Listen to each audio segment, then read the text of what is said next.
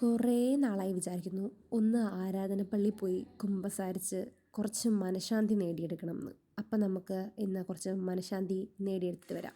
So അതിന് get ready with me.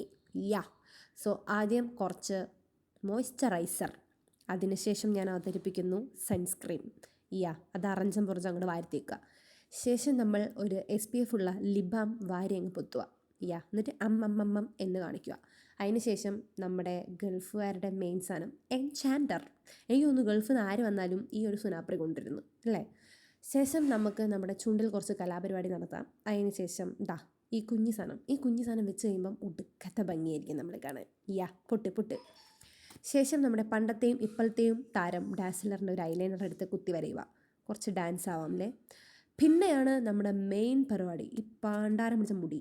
ആകെ 4-3-8 മുടിയുള്ളെങ്കിലും അത് കെട്ടാൻ പെടുന്നൊരു പാട്.